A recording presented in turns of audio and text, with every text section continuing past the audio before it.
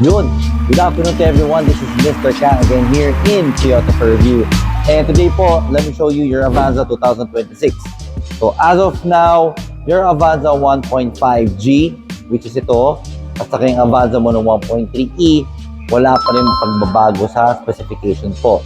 Kahit 2026 na po siya. Now for your Avanza 1.5G, push start engine na po ito, backup camera, backup sensor, available po ngayon yan. Madami po. Check natin.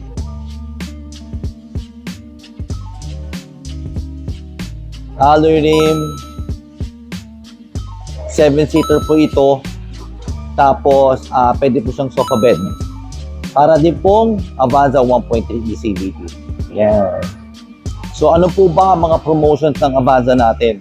So, for your Avanza 1.3E, muna, no? CVT, napakadami pong unit parating. Ngayon po, second week, 15% DP, Toyota Financial Services.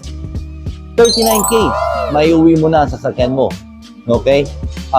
It will have free PMS po ng 1,000 up to 20,000 kilometers po. For your 1.3 Avanza E po yan, ano? Pero po sa Avanza G, 59K.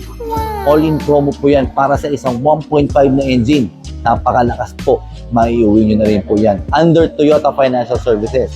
So, ano pa hinihintay nila? Paunahan na lang po dahil po noong last December, nagkaubusan ng Avanza. Actually, hindi nagkaubusan. Konti talaga ang Avanza. Ngayon, super dami na po. Paunahan na po. Ihanda nyo ng approval ninyo. I-transfer nyo na. Or, magpa-approve na po kayo. PM us directly sa online page namin or call Mr. Kang.